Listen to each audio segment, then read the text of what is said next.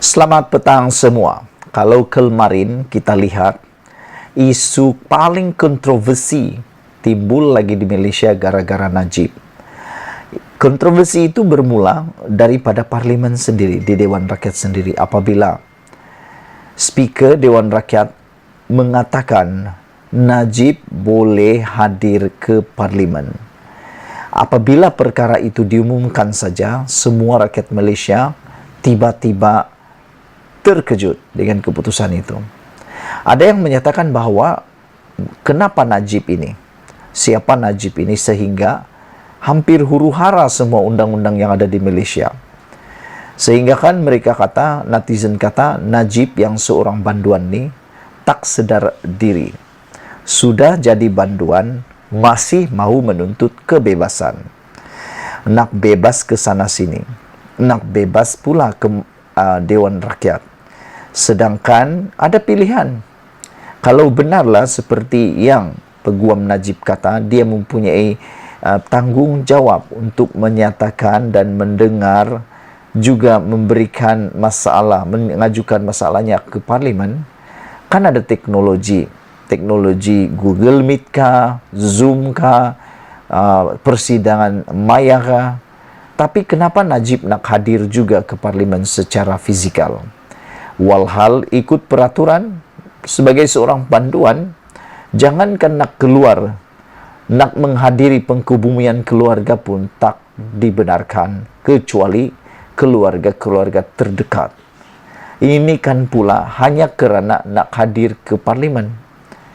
Saudara-saudara, ada pilihan untuk Najib sebenarnya. Jika dia nak masuk juga, nak juga sampai ke parlimen, dia masih boleh sebagai ahli parlimen menghadiri perjumpaan ataupun menghadiri persidangan parlimen dengan cara mengikutinya secara digital atau maya. Kita ada Google Meet, kita ada live Facebook, kita juga ada Zoom. Jadi Najib boleh menonton dan melihat persidangan itu melalui selain dari televisyen juga secara live. Jadi apa keperluan Najib untuk sampai ke parlimen pula? Sedangkan yang lain pun banduan juga. Walau bagaimanapun ada juga beberapa netizen yang mengatakan kalau Najib sanggup untuk digari dan berpakaian oranye masuk ke dalam Dewan Rakyat, mungkin boleh.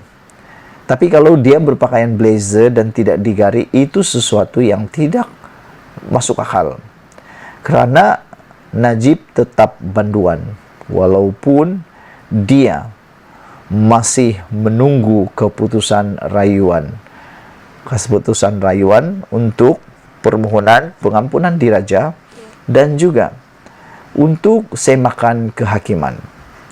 Dua-dua perkara itu tidak dapat menafikan dan tidak dapat menidakkan Najib sudah bersalah dan dihukum penjara. Tidak dapat membuang title Najib sebagai banduan, walaupun ada dua yang telah dilakukan oleh Najib ini, saudara-saudara sekalian. Hari ini timbul pula satu laporan yang luar biasa. Penjara tak ada nilai jika Najib bebas sekali-sekala. Selepas bekas Perdana Menteri Najib Razak dilaporkan berusaha untuk hadir parlimen, meskipun sedang menjalani hukuman penjara, seorang bekas adun mengingatkan bahawa ia boleh melemahkan nilai pencegahan hukuman penjara terhadap ahli politik.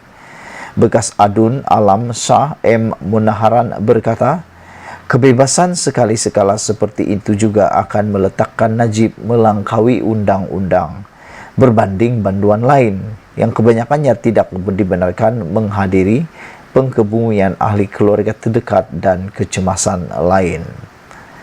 Tiada sesiapa yang sepatutnya melampaui undang-undang. Prinsip pencegahan di bawah hukuman oleh mahkamah mungkin tidak berfungsi untuk ahli politik jika Najib diberikan kebebasan sekali-sekala. Salah satu prinsip menjatuhkan hukuman ialah pencegahan. Satu lagi ialah pemulihan. Kebebasan sekali-sekala adalah berbahaya kepada prinsip undang-undang yang ditetapkan. Katanya yang juga merupakan peguam dalam satu kenyataan hari ini. Awal hari ini, Peguam Najib Safi Abdullah berkata pasukannya telah menulis surat kepada Menteri Dalam Negeri Hamzah Zainuddin untuk merayu terhadap keputusan Jabatan Penjara yang tidak membenarkan ahli Parlimen Pekan itu menghadiri prosiding Mahkamah Taupan Parlimen yang disambung hari ini. Dia berkata pembantu politik Najib juga tidak dapat melawatnya di penjara, yang bermakna Najib tidak dapat berkhidmat kepada pengundinya. Sesekali dia sebagai ahli parlimen perlu dibenarkan diiringi oleh pegawai pihak penjara ke kawasannya untuk mendengar rungutan rakyat di sana dan bercakap mengenai pembantunya. Bercakap dengan pembantunya sama ada terdapat sebarang masalah di kawasan Pekan, katanya lagi. Sekiranya tiada jawapan tidak jawaban menggalakkan diterima menjelang tengah hari, Safi berkata pasukannya akan memfailkan semakan kehakiman bagi membolehkan Najib melaksanakan tugas parlimennya. Bagaimanapun, Manoharan mengingatkan bahawa dia sendiri tidak dapat melaksanakan tugasnya sebagai adun ketika ditahan di bawah Akta ISA. ISA ialah undang-undang yang membolehkan penahanan tanpa perbicaraan. Manohara ditahan di bawah ISA pada Disember 2007 hingga Mei 2009. Undang-undang itu sejak itu telah dimansuhkan dan digantikan dengan Akta Kesalahan-Keselamatan Langkah-Langkah Khas 2012. Manoharan memenangi kerusi DUN Kota Alam Shah semasa pilihan raya umum 2008 ketika masih ditahan di bawah ISA di pusat tahanan Kemunting di Perak. Walaupun banyak rayuan dia dan istrinya S. Puspanela, Manoharan berkata dia tidak dibenarkan menghadiri prosiding DUN dan istrinya perlu menjaga pengundinya semasa ketiadaannya. Saya hanya seorang tahanan politik dan bukan individu yang kerup. Saya mengangkat sumpah di kem tahanan Kemunting. Saya tidak dibenarkan mengangkat sumpah sebagai adun di DUN Selangor pun, kata beliau lagi. Saudara-saudara, sekali lagi aku nak bacakan tajuk isu paling hangat pada petang ini ialah penjara tak ada nilai jika Najib bebas sekali sekala. Saudara-saudara, tertular bahawa Najib telah meminta kebenaran untuk mengikuti prosiding Dewan Rakyat. Namun demikian, perkara itu ditolak oleh Jabatan Penjara dan hari ini timbul pula desas-desus Najib nak pula membuat tindakan undang-undang sekiranya rayuannya tidak diterima.